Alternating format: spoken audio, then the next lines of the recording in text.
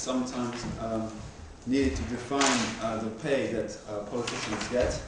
There are several main reasons for this. Firstly, equality.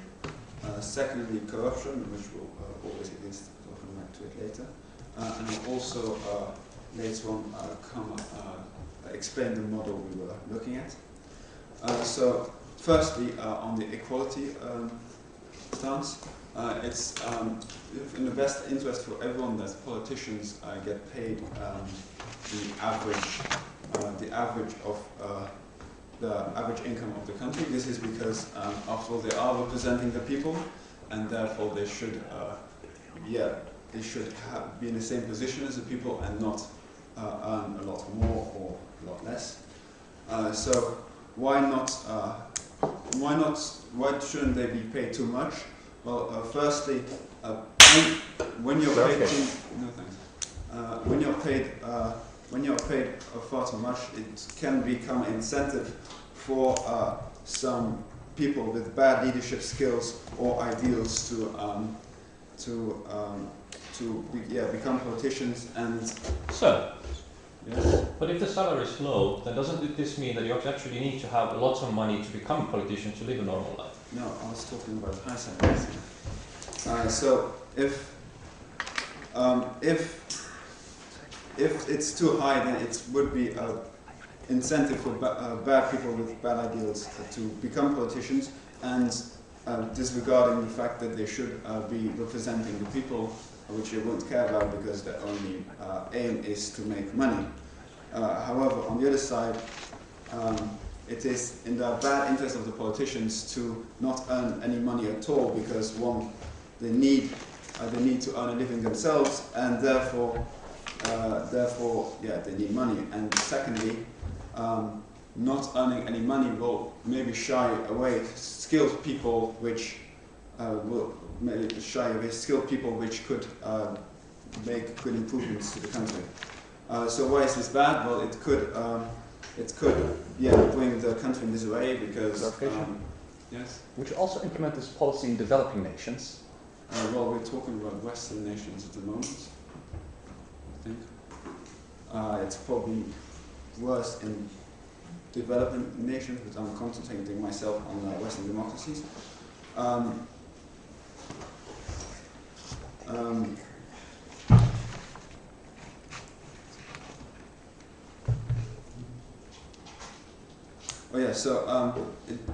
It's needed to have a standard pay for everyone, because it will improve equality. It will ensure that people will be better represented, and ensure that the best and corruption will always be present anyway. It's a job of the police and other enforcement agencies to enforce that, and therefore having more or less pay won't really change that. Having more pay will just drive more corrupt people into the government, and that is not what we want. And having too little pay will force rich people, will ensure that only rich people go into the government, or make sure that or ensure that local people will try and get paid more and take advantage of their power. The model we would want to implement would be to take the average of all employed people, the money gained by the employed people of a country of the previous year, and take the average. Leaders of businesses or businessmen will not be included because they don't work for a company and rather lead it themselves. Therefore, they are not employed and don't really have a measurable salary. And that's all I have to say. No thanks.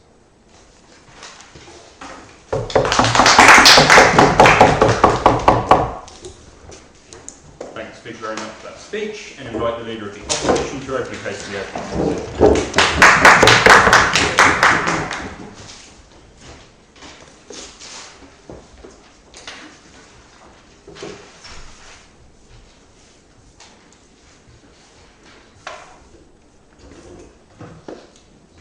Okay, thank you for the floor. So what I'm going to talk about, I think the whole kind of the rebuttal part will be integrated in my constructive. But first of all, I will start with talking about why actually we have politicians and what kind of mechanisms we have in democracy, because I think this is kind of essential in this debate to kind of see what we are dealing with, right? So, like, it's very important that we have, like, the representation of people in the society, right? And we have two mechanisms for this, actually. One of them is voting, which means that all the people in the society can vote, which means that they can choose the people they want them to represent, right? Which is kind of one part of the selection process, how we can get people in the parliament, in the society, so that it's kind of represented. Now, the other thing is the salary, which is actually a very important part of all this, because salary has enormous amounts of factors in the decision process. Like, first of all, why do we usually pay high salaries for people who have lots of power? First of all, because then they couldn't be like, well, for instance, they are first of all unbiased, most probably. It's much harder to kind of bribe them, and actually we hope that people who work for this, they do it actually for making the society better. And through the voting process, we try to actually find these people who want to make the society better, and through the salary, which is a control mechanism, to actually guarantee that they are making the decisions that they promise to, not that they are bought by companies or whatever. And I think a big problem well, kind of a big problem in this debate is what the opening government actually didn't tell about, is why we do not kind of apply this in poor countries, for instance. Actually, we see this as a major issue in poor countries, like in Western democracies, like, for instance, for God's sake, like, if we have everybody's rich, then we wouldn't have problems in the world, right? But actually, like, in poor countries, this policy would have, like, tremendous problems. Well, starting from the fact that rich people are the only ones who can lead, right? But I'll talk about this later. But also actually in Western countries, I think still it is kind of a problem, because we have, like, if media means pretty much that half of the people earn less and half earn more. Okay, so now let's go to the constructive, which is like, why actually the rich people are the ones who would pursue this career? Well, first of all, like, being a politician is not a very safe bet, which means that if you become a politician, you don't know if you will be a politician in the future. But if you don't get too much money, this means that you don't have, like, a safety mechanism if you lose your job. Meaning that if you're actually poor and you have some kind of specific job, then you won't give up the job with a hope to become a politician, because it's a huge effort to become a politician. First of all, you have this kind of election thing going on for a year, you have to campaign, and in the end it turns out you can't be a politician, which pretty much means that you don't have any money, because you can't work at the same time, because it's like a full-time job. Which pretty much means that, like in the current case, we usually have the kind of the politician's salary kind of factored by the median average wage or whatever. This means that actually, like, you get kind of reasonable sum of money, and you can actually live, and it's much more reasonable for you to take the risk. But here what we see is that actually, as the median wage tends to be usually quite small, and not actually something which everybody wants to kind of earn, then we see here that rich people are the ones who pursue these careers, because they already have money, they already have safety nets, and then this means that pretty much we have rich people governing the countries, right? And why this is bad? Well, for obvious reasons. First of all, they are not unbiased. They most probably want to make policies which are good for them. This means that the whole government and the whole parliament is actually skewed, and the whole kind of the distribution of rich people is there, which means that they might not think about poor people, right? Because the people we can vote for are the ones who are for the rich people, right? Another problem. Okay, so this was kind of from the rich people part. Now the second thing is actually kind of a practical and also a time issue. That even if, let's say, that kind of this is an incentive from the government thinks that this is an incentive that kind of you make the country a better place and then you earn more. You see, the problem here is you can't earn too much more. First of all, you're in the parliament for 4 years, which means that even if the median, I don't know, rises 10%, you won't gain much, which means that actually you're not incentivized to make decisions which kind of give you a better salary. If it's like, if your salary is factored by 5, then this means that actually the salary becomes much better even if the median kind of rises a bit. And now the problem here is that all the decisions you make, they take a long time. It might be like 8 years when your decision actually affects the median wage. But you don't want to make these decisions because you actually don't know if you are in the parliament in 8 years. And most probably are not, because you never know.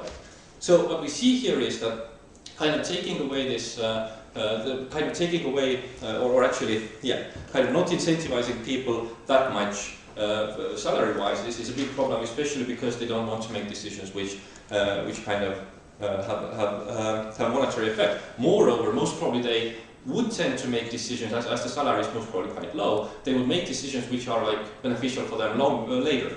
So now I'm kind of going back to the fact what I mentioned about bribes. Like if your salary is quite low and you don't know if you're going to be in the parliament in 8 years, it's quite reasonable to assume that you might be kind of susceptible for taking bribes.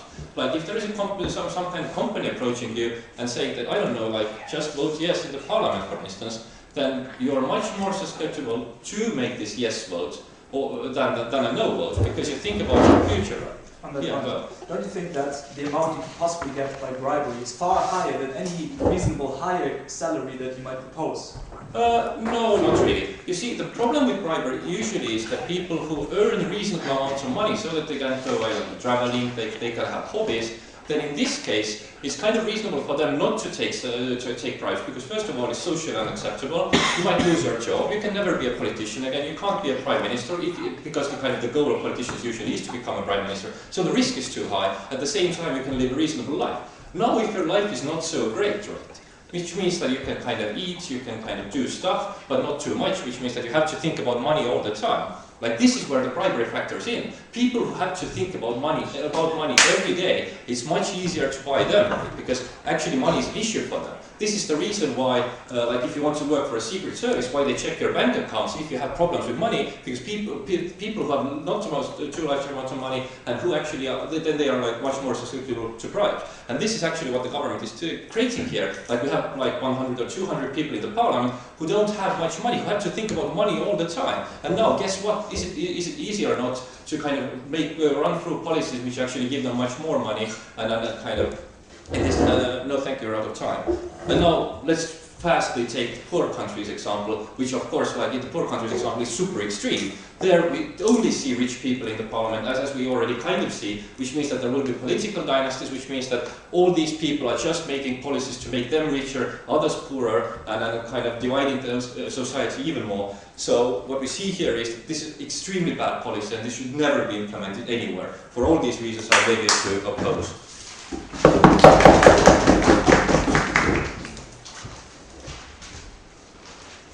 Thank you, Speaker, very much for that speech, and invite Deputy Prime Minister to continue the case for the European Government.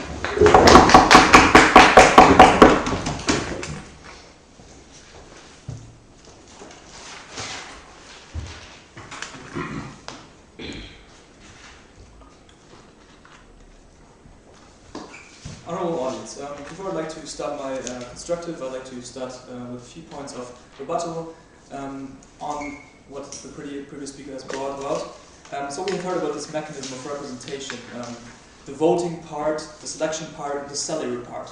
And we haven't really heard much about, we haven't really heard much about voting. I will come to that later. But first of all, I will talk about the salary mechanisms and how bribery comes into this game.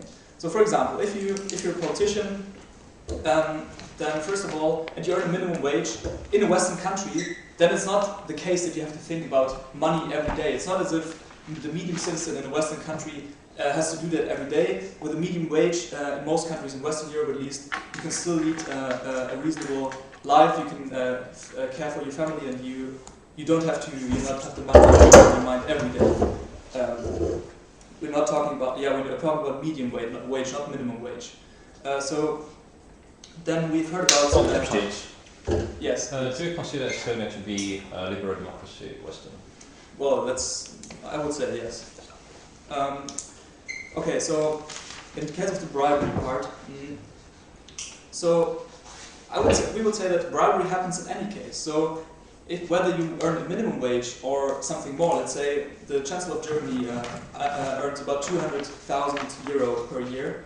If you just take bribes or generally expand your income, that's much easier to reach in a reasonable amount of time, even if you use semi-legal methods like just giving talks or just generally earning money on the side. This is way easier to reach. So just by paying people more, you won't de-incentivize corruption, because the people who are corrupt, they just want to get more money. They don't want to get a specific amount of money. They're just doing it because they want to be rich and because they want to have influence. And you can see that, for example, just recently in the House of Lords, you have all these high-paid lords who are sitting there on benches, and many of them actually have a criminal conviction for missing registration of parliamentary expenses, and many of them are corrupt, as we all know. So in this case, obviously, the high payment didn't really have much effect on that. The same goes for Italy, by the way, where politicians are very highly paid. So, no, thank you. So we don't see that this de-incentivizes corruption in any way. We have heard that politician is not a safe career. So if you're thinking about going into politics, you think about, you know that you might not have a high wage later, and it's quite unsure. Well, that happens in any case, right? I mean, you don't know whether you'll become a politician, whether you get a high salary or no salary. It's always the same. So you might lose your job so if you have a high-paid job before and then you become a politician, then you have what you want and you earn less, but then you have what you want because that's what you chose to do. If you don't, no, thank you. If you don't go into politics, then you can still keep your old job. And campaigns, for that matter, they are mostly financed by political organizations themselves and not by individuals. Okay, I will take you. Don't you think being a politician requires certain skills, and that these skills are valuable and actually being paid for in status quo by companies? Well, yeah. Well, first of all, if you choose to be a politician, well, most people have a choice. They want to go either they earn some money or they go into politics. And many politicians could actually go into companies, but they choose to become a politician because they care about what they're doing. They care about serving the country and improving the status quo in the country. And that also goes for all kinds of other high-paid politicians. So the fact that you're just having a minimum wage now, at least matters not that much if you're thinking about the principles that are behind the decision to go into politics. And as we have also heard is that if you're somebody who cares about money, if you're somebody that cares about money, then you might as well go into the industry because we need people who care about the country in politics and not people who go into politics because of the money and aim to earn a lot of money in politics. And in any case, even if you're interested in having a career after, having a career after your political career and gain your old job, if you're into politics, you usually have a high influence. You have a high influence on the industry, you have a high influence on generally on a lot of people. So that is also capital that you gain out of being a politician. It's not only the direct money you get, it's also the connections you get, the influence you get from this job. And that is a payment in itself, if you could argue. Then on voting. So there's a point that we have a problem that people are not in touch with politics. That's the constructive part. And we think that if people see that politicians are paid the same wage as they are, they will be more in touch with politics because they know, okay, this guy, he doesn't lead a different life than I do. Maybe I should go to vote this time, and maybe I should really become more interested in politics because this is something really that concerns me. This is not just some kind of high stuff in the clouds that I don't know what's happening with. Some rich people making decisions for us. There's people who have the same life as we do, and we should vote for these people, and we should get involved because these people are like us, and so you might increase political participation if you get people more into touch with politics by showing them that the political class is just there to serve the people, and they are the same as the people. Last point. Yeah. Is it more or less like that the poor people run for office if the expected salary is high? Well, poor people, as we've already heard, I mean, there's a couple of career choices you can make. If you go into politics, you usually run on principles, and a minimum wage can be an incentive to go into politics, yes, but that is good because it does encourage poor people to go into politics. Poor people, especially in countries with kind of elitism, would be happy if we have more participation by the lower classes in politics. Sure. So if you see that as an incentive, yeah, sure. Okay, so to wrap it up, we don't see how paying a minimum wage will pay bribery because bribery runs on different mechanisms. We see that paying politicians a minimum wage increases, gets people in touch with politics, that increases political participation. We don't see how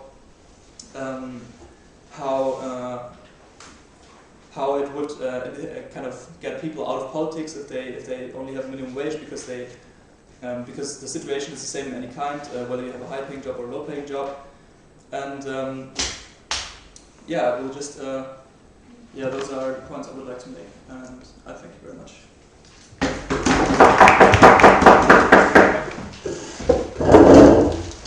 All right, thank you very much for that speech. And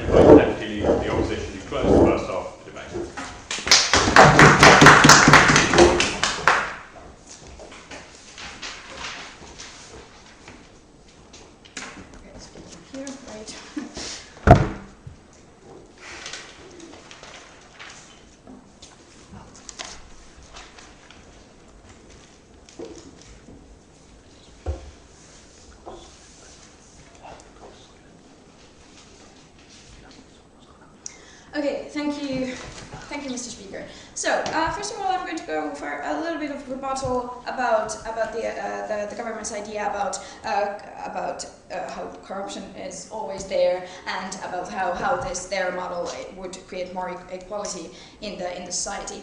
And then I'm going to go to my own points about the long-term decision making in the society.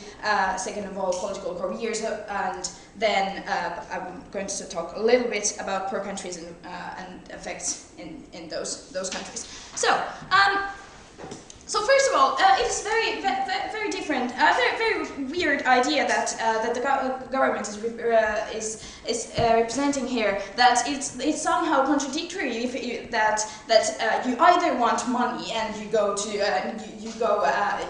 pursuing a career in finance or whatever, or either you have dreams and you have some kind of ideas about the ideal society. They're not contradictory because normally if you want to have a certain kind of change in the society, you're not usually that happy about the status quo, and that especially is very important for the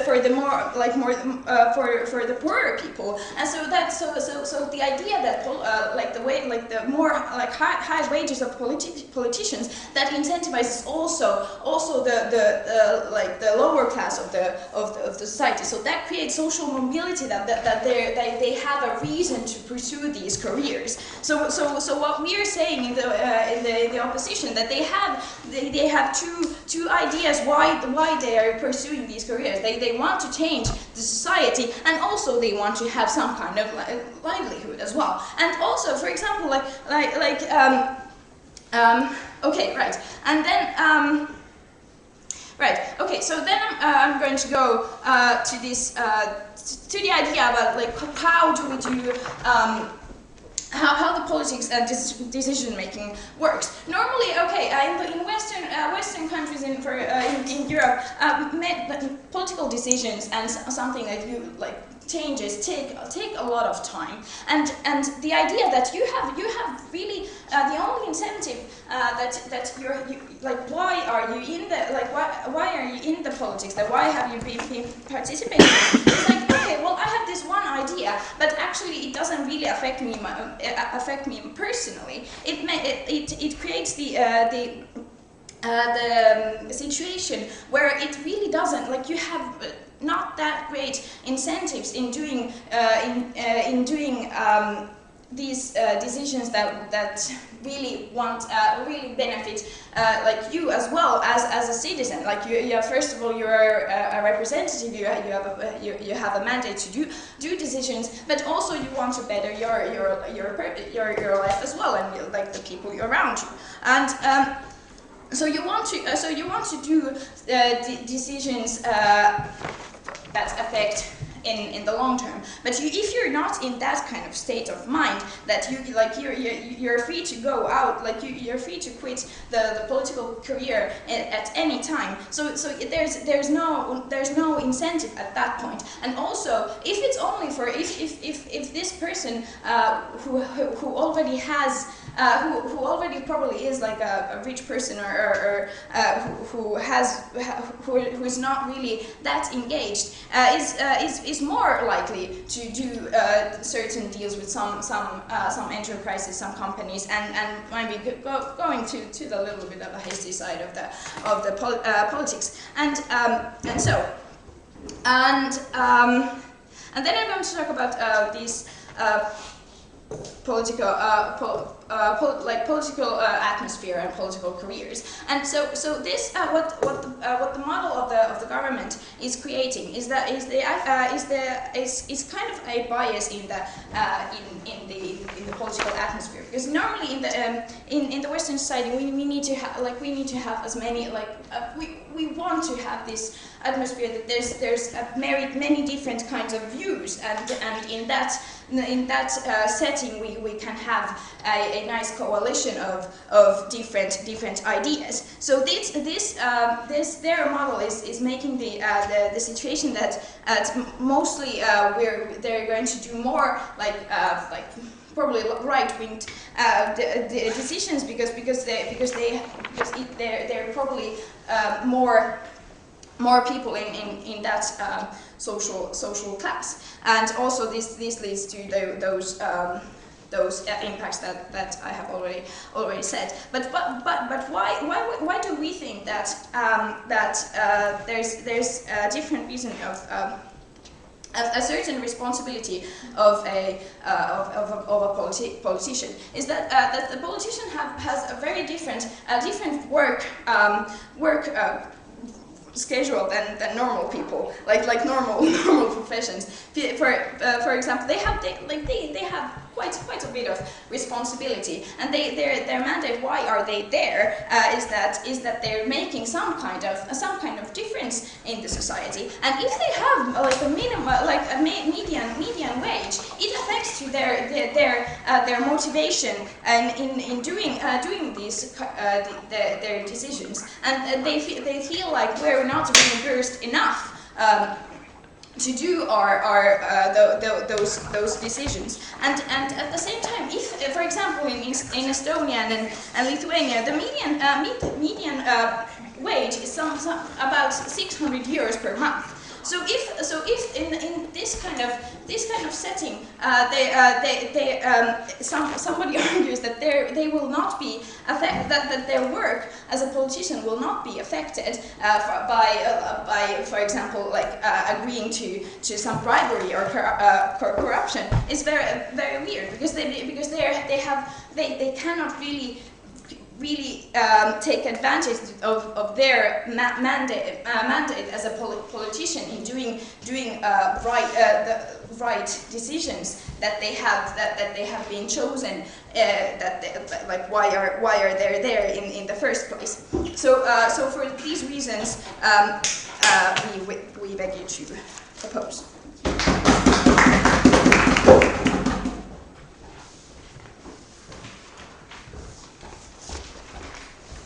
I thank the previous speaker very much for that speech, and would like to invite the Member of Government to open the case for arbitrating government.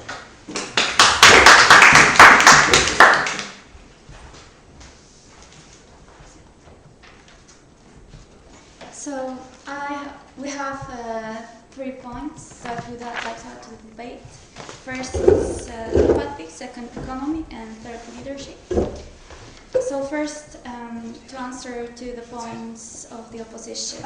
So you have claimed that being a politician is not a safe path. So maybe the time when you are in election as a politician is more emotional, and you have fear that you will not get your seat. But after that, when you are in the parliament, we see it as a safe place to be and not very risky, so you can predict what you will be doing in the next few years. It's clear. So the next, corruption. It exists already, and it's not about how much money you make with your job, but it's more about your values and tendencies. So maybe even in poor countries you have people that are a great politician and do not make salaries, but it's hard to bribe them because they have beliefs. Let's look at Nelson Mandela, or let's look at other politicians and activists in society things. So then, why do we need politicians? So they serve the society, and here we talk about empathy, and they have a term of 4 years to make a change, to be a change maker. So we want the best candidates. We don't want to have politician incentives by the salaries, that they will see it as an opportunity to make personal profits. But we want to know that politicians that we will have in our government, they are the change makers. They want to do more. They look beyond, and they understand the problems of the society, because receiving a medium wage will make them look through the lenses of people living at the standards. Yeah, we absolutely agree with all of this. What we are saying in opposition is that it's much more likely that with your plan, that people who are actually already rich and who are biased, they will get to the parliament, because poor people can't get there, which means that the state is not represented in the parliament. Yes. This is why what we mean with the median wage is about limiting the increase of the wages for politicians, so that they will know what's the upper limit. And if you are as rich as, let's say, Bill Gates, maybe you will not be willing to get a job that is lower, below the wages that the money you've been doing before. So your incentive will not be making the money, more money than you had before, but it will be to make a change in the world, in your society. And you will be able to understand the living standards of people from your country, because you will be at least earning that. And of course you will still have great possibilities, because if you are going to have trips to international conferences or meetings with other politicians, that's everything bonus, so they get it reimbursed. And this will, the final effect that the efficiency of the work and reform imposed will increase for the society. Right. And when we talk about economy, wait a second. So we talk about, let's look from the cost-cutting perspective. If we have the median wage, of course we will think about what's the best wage that we can have for all politicians, so that it will be homogeneous. But if we have this, in general terms, we will cut the costs, and we will save money for the budget, for reforms, for programs for the society, for children, and so on. And we have to highlight that if you are a politician, you are not in business. So these are two different points. You are not here to make money, and we don't want to have increasing spendings on security service. What you said before, that a politician only think about money, because the thing that they should think of all the time and constantly is how to improve the life of society, how to serve better. That's it. I'd love to have 300 Nelson Mandelas or Mother Teresas in Parliament. However, real politicians now in your world have to make a choice to send their children to a good university or to be a politician. So we'll get worse politicians, or politicians that don't have a family, so these people won't be represented. How is that any better? Yes, that is a good point. But let's look at it from the side. If we have politicians with the average wage, right, we will be able to supplement, to give money to the universities, to create free and open universities that they will not have to pay it from their own. So that will be more open to poor people as well, to get education. And they will be able to apply for a job at the parliament and to represent the voices of people that are not coming from rich families. That's the point. And let's talk about leadership, and that's the last point we want to say. The quality of leadership finally will increase, because people coming to the parliament will not be managers, will not be business people wanting to make more and more money, to have personal profits. They will be leaders there, because they will have this idea. They will want to make a change. And they will not only look at the four-year terms and short-term strategies and reforms and laws, but they will have a social trust with the communities that they will represent, and that will guarantee them that they will come back to the parliament next 4 years later. Right. So even if your whole economic plan works and we save some money on the politicians, if you save 1 million, you can give every university student a free cup of coffee. How is this a feasible plan? Well, we don't know the numbers right now, and we will have a closer look at this in the future to ensure that the policy that we are proposing today will be efficient. Okay? But we believe that this world needs a change, and we cannot leave it as it is today. And more, we believe that we can ensure that future generation will live in better and fair world, and politicians will be more, will live in a world of justice, and politicians will have the goal to improve the life of the societies, of the people, and will serve and not make own personal benefits. Thank you.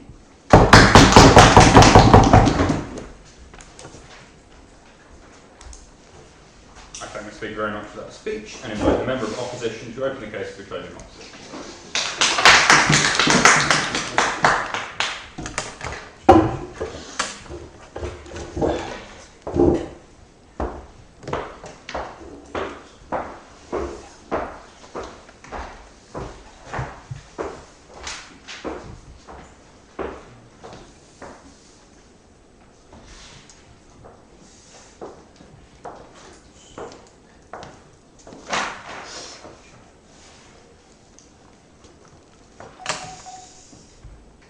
Alright.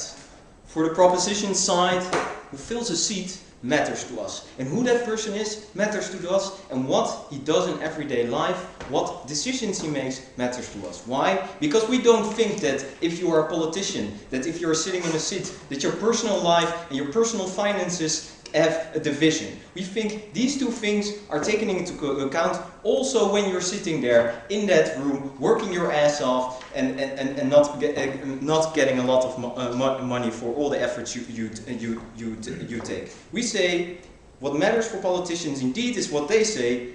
You should follow your constituency as good as possible. The group of people who elected you, you take decisions for them. But if you have no money, the lack of money is opted into that calculus. We think that's bad. Alright, I have 2 points to bring to you. First point is less well skilled will go there. And I will add to the analysis. Secondly, I will talk about how less well the representation occurs and how less the democracy happens, which we don't like. And thirdly, I'll tell a lot about this human factor that I already took, what I just mentioned. All right. Firstly, skills. 2 points on this. Why won't people with skills don't do it? Huh? Why won't they just go into a political job? We heard firstly, people with skills with money will go in there, which is the wrong ones. We say a lot of people who do not have the skills who go and get in there, and the people we want to get in there are less of, right? Because if you have lots of people wanting to be a politician because there is a rather good pay and there is also the side of, well, be able to contribute, we think this is a competition for these seats, and automatically you get a lot more people who want to, a lot more skilled people who want to get there, right? Okay. So why do we want people who also can do a job at Shell work there, right? A lot of reasons. First of all, you have to understand completely difficult tax records. You have to understand how incredibly difficult laws work and what happens. You are a member of parliament, right? And a member of parliament is that you get in check all these technocratic ministries, right? Who get you with reports, all kinds of technical things, right? Which are really, really bad to understand. What we are saying is we need also people who are very technocratic and not only idealistic into parliament, right? We not need only the Mandelas, we also need these corporate executives or who would have worked as corporate executives or who are top of the bill in that regard, right? And if they hear they only get a meager wage, and well, a lot of people get from university, of course they are idealistic and they do get there, but they also of course have into their calculus that they want to take care of their family, right? That they don't want to, that they won't want to walk around in scroungy suits.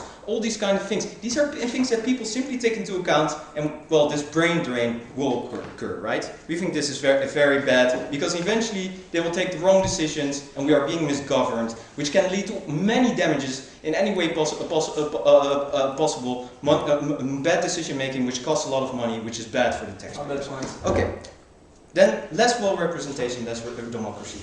Why is this bad? Well, everyone should be represented because we oppose duties on people and we think you should have the sameness. But how this is worked, right? We think the background matters, of course, but we think the background matters as well if you sit there in your parliament and you vote for a certain law, right? If it's true that indeed there is a lot of Donald Trumps getting in there, or indeed if there is a lot of people from different backgrounds than usually, less skilled ones, less people who are families because they have to have money for families. If that is true, you will have a different group of people sitting in that parliament than are actually the people who are living in that country, right? So they're gonna vote differently. Either whether they are backed by a certain constituency or not, if it's liberal or social, they also take into account how they judge the world. And when they see a law pass by, they will say, well, this law should be different, right? So what we think will happen is that less laws, for instance, for university students will be passed by because, well, they're not known how skilled, they're not acquainted to that much skills. We also think that, for instance, it will mean that there will be a lot more worker laws passed by, which hurts the other groups, right? We think there is a disconnect, which also makes that their argument is flawed about well, that money just votes are attracted, because a lot of people don't feel attracted by a group of people sitting there who are not actually representing them, right? It's only a certain group with certain skills. And secondly, that argument that they gave was also flawed, simply because there's a lot of different reasons why people don't want to feel attracted to vote, right? So we think that, and that's a disconnect. Also, we think it's accountability, simply because if you feel represented, as a rich person, for instance, who pays a lot of tax, right, and you know that there are skilled people in there, you are much more likely to think, oh, this is a good law, because there are people in there saying good things. But now it's like, well, yeah, there are guys that get a lot of money, and well, they're not that skilled, and etc. So they don't feel that keen to actually go with that law. They probably feel a lot of ways to tax dodge or whatever. So what we think representation matters for that as well. Last point, human factor. We think it's time for a POI, right? Anyone? Yes? As the opposition, I believe that having more corporates and business parliament, men parliament will Yeah, I do believe that one, because you have more money and you get there easier, and you will take that job from yourself for 100,000 euros otherwise. All right. Second, then, of course, human realities. You have lobby groups, for instance. How does this work? Lobby groups that go and talk to you, they have a bunch of talk, and they come in, and you come there having to go to traffic because you don't have a car, go with your scroungy stoot, and then they give you all kinds of nice things, right? They talk about corruption in a hard way, but you also look at corruption in the soft sense, right? Having a nice dinner, having a nice debt, and you are much more open, much more appealing to this than you will take a decision, for instance, to opt for such a lobby group in the parliament later on.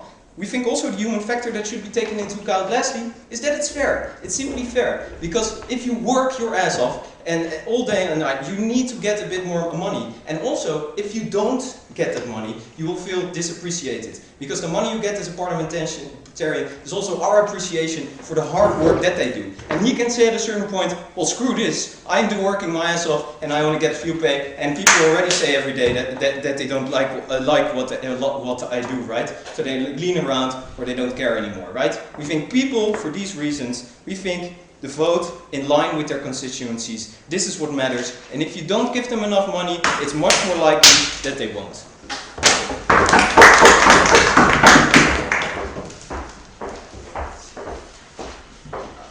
Thank you, previous speaker, very much for the speech. And now I'd like Governor Wynne to close the test of the last government.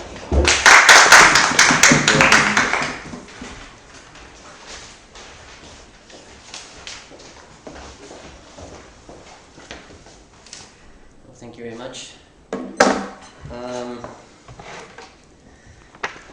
The opening government, well, to summarize the debate, the opening government insisted on 3 points: equality, corruption, well, it's 3 points, equality and corruption basically. Equality, it has to do, people's representatives must be in the people's stands. And, well, that's one important point for us as well. We will expand on that later. And about corruption. Too high salaries are an incentive for sheer money makers to become politicians, and then on the other way around, not so high salaries are an incentive for people who are not just there in order to make money, who are not mainly intending to make money to go to represent people. Of course, well, I understand, well, we saw here the objections that politicians would be harder, well, politicians... On this point. No, wait. Politicians would be, well, low salaries, well, a policy of low salaries will be unapplicable in poor countries, they said, and low-paid people are easier to bribe. Well, later on, it was insisted that, first of all, the median citizen does not have to worry about money every day. Well, especially in developed countries, so the average worker does not have to worry about putting food on their plate every day. They have that relatively covered. So we are not talking about here low salaries. Well, important point is that the average salary is not a low salary, by definition, by the way. On this point? Yes. I'm still kind of puzzled. Could you please explain the mechanism why the idealistic people under current model do not go to politics, and under your model they start to appear to go there because they earn less money? I don't understand the point. Just continue. Okay. Well, the thing is,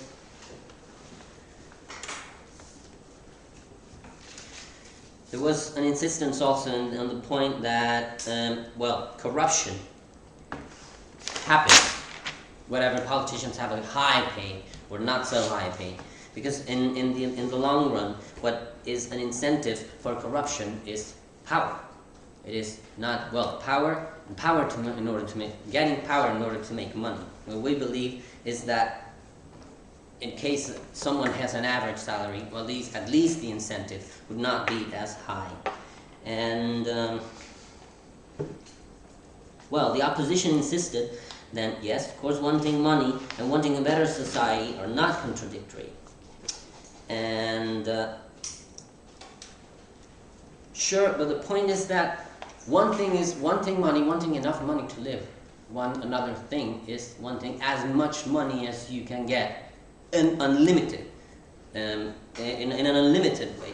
What we insisted was mainly that an average salary, at least, would increase the probability that politicians enter into parliament or enter into office because they really want to make a change. I mean, they want to be change makers and not merely increase their wealth in an unlimited way.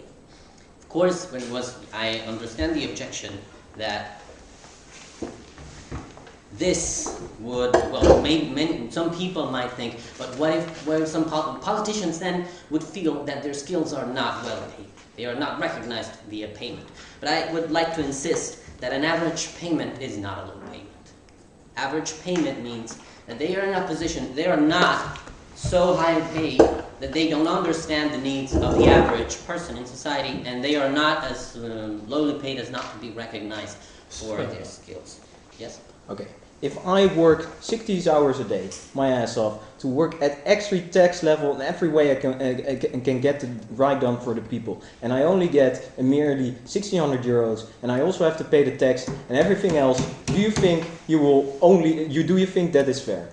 I wonder, I really think that the average salary in a developed country is much higher than that. Second, a politician gets more incentives, apart from which we raise the point that they get the things they have to spend on, because they have to travel, they need, for example, assistance in order to do their work better. A parliamentary, for example, doesn't work alone. They have their own councillors, they have assistants, they need to travel. That is covered by the government. They don't have to pay that from their wage. That's also an incentive. Secondly, what an average person really wants in terms of payment, it's yes, of course, he wants their skills to be appreciated, but appreciation of skills is not only via payment. I think the point is that, again, a good salary plus the incentives they have in terms of their needs being covered without them having to cover them from their own wage, their extra needs as a parliamentary. That's one point. And the other point is that the average salary, again, increases the probability that people really want to make a change, enter into the arena. And that's part of what makes an incentive for a politician that really wants to make a change. The opportunities for making that also pays off. It's not only money what they want. No, thank you. I think I'll close that. Thank you very much for your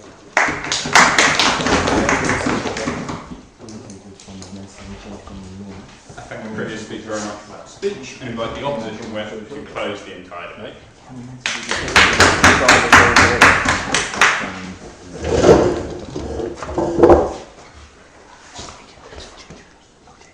Ja, gewoon met die mensen die een change willen maken. Welke was dat?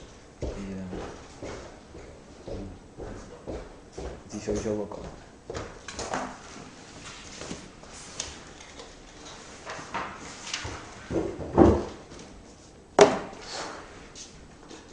In closing opposition, we have given you the human political reality and shown you we get worse politicians under the model of the government that will represent the people that have voted for them worse. I will present you two clashes in my summary. Firstly, what do we want in politics and how do we who do we want in politics, I'm sorry, and how do we get these people in politics, and why won't we get them in the world of the government? Secondly, I'll be talking to you about how the political process look in practice, the human factor, and how does this represent the people in the best way. So firstly, who do we want in politics? In politics, we want people with certain skills. So I already PO'd OG about this. My partner also talked extensively about this in his extension. We want these people to represent the people that voted for them. And being a politician is hard, right? We've got this representative democracy because we can't all think about these difficult case files. They have to decide on things ranging from environmental decisions to tax laws to whether we want more or less immigrants into our country. These are very difficult cases, and they need to know a lot about it. In general, therefore, these are people with skills. They might be usually highly educated, and not necessarily, they can also be lower educated, but they certainly have skills that have value. I asked this to the OG government, and they agreed to this, right? So what do you then get the moment you have the choice for a career in politics or a career in a higher paid environment, where you get a lot of different things, right? Already talks about the low output you probably have because the chances, right, where you get a situation that you probably might not actually get in there. They say, well, people need to care for society. CG gives you the example of Mandela, and they say, yeah, well, Mandela was a very good guy, and so there are a lot of people, but not all politicians can be leaders. Why not? Because, as we explained to CEO, they have children. You know, they also might want to send their children to good schools. They want to have a nice house. These are all things they want, and they say, no, we don't want these people. Well, the thing is, then you will get either of two different groups, right? You'll get either, as we've explained to you, the people that are lower skilled, right? Because they, still have an incentive to actually go into this process. They think, well, I'm actually below medium or at medium right about now. I can actually go for this and get all the benefits of power. People, 50% above this, above the expected median, will actually not go into politics because they feel, well, actually take my chances. What does this mean? This means they probably get influenced by lobbyists more. They probably get influenced by employee organizations more. We say this is very bad for representation, which I will get to in my second part. Well, then they say, well, it's uncertain anyway, right? It's uncertain when you go into the process of politics anyway. Well, we say, well, the thing is, when you pay more, you kind of, say, you give them a bigger carrot on the stick to get in there. But also, the reason why we pay people if they get a term and then don't get a second term, we give them money in most Western liberal democracies they want to talk about, because we feel that otherwise we wouldn't get all these people. We already have this mechanism. So we probably get lower skilled people, or, as OO talked to you about, get only the rich people, right? Get the Donald Trumps of these people, right?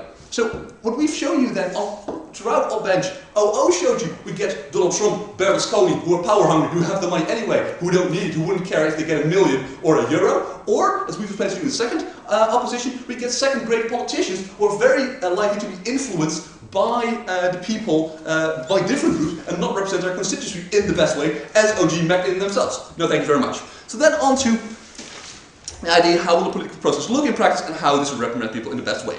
As I've painted you, as my partner has painted you, the political process is a difficult situation. Alright, so rich people will probably, look out for their own interests, rich interests of their group. They're not that interesting when they get in. We want to talk about, the people who are less rich who will be influenced. I'll talk to you about bribery, right? And they said, well, it's likely. Then all we get, so that clash is already sort of won by I'll show you why we print a more realistic mechanism even, but they already win it because all we hear from the government bench is, well, it happens anyway. So what does OO do? They say, well, it's more likely. What do we then add to this clash specifically? We said, well, firstly, if you're in the top 10%, you have less reason, less envy to go get this money. Whereas if you're in the, in 50%, on the medium, in the middle, there are a lot of incentives. Chris talked about being valued, right? If a programmer is the same as a politician, if like the secretary, the office clerk that works for him makes the same amount of money, the politician will feel, well, the thing I do is actually not that important. People are incentivized in this way, not just because they get a bit of money, but also, as Chris explained to you, because they look at the comparative. What does this mean? If 50% of people have a nicer car, if 50% of people actually get to send their children to better university, if 50% of people get to take their spouse out for dinner more often than time, this will disincentivize people to actually invest in their job all much, or go into it in the first place. We say these are all very big harms we don't want in the world. Then let's look at the process in more depth. Chris also talks about it, right?